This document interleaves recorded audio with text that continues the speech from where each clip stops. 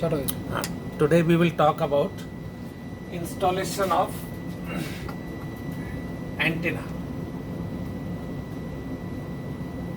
Now, if you want to install an antenna for satellite communication, maybe satellite phone or internet,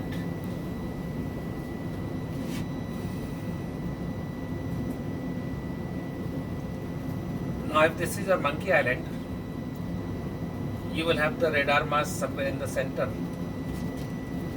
So this antenna can be installed anywhere in the, let's say, in the forward part, starboard side or port side.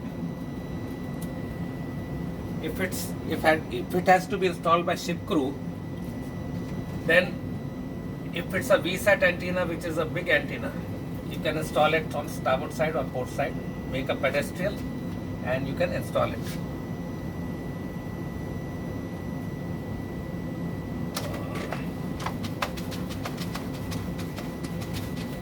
So the side view of the ship,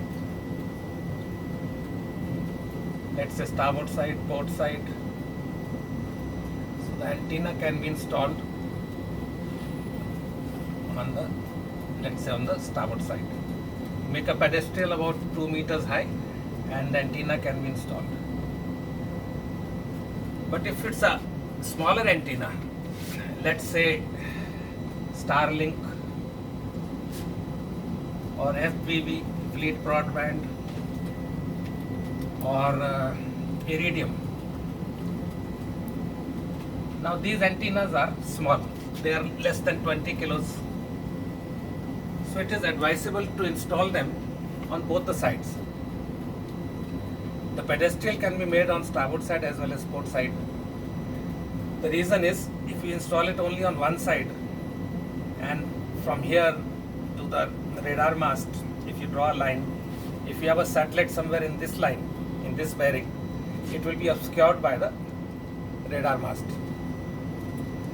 So in that case, once you have installed it, let's say starboard side, during sailing, if you find a satellite in the blind sector, you can shift this antenna to the port side and you will get this on the line of sight. It can be done by one man only because it's less than 20 kilos. All these three. Only thing, the wire should be long. The wire should be at least 10 meters long. So this is one way of installing antennas. Now let's do one more topic, and that is the ballast water treatment systems, Bwts.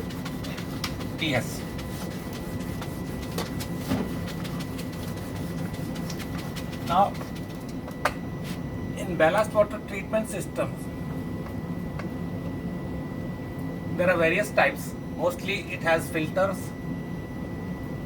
and the water which is ballasted has to be treated either by chemicals or by UV rays, and then the ship is ballasted. Now if ship is in a port which has either muddy water or fresh water, like a river port, normally you cannot use Bwts because you will get alarms and your ballast pump will trip.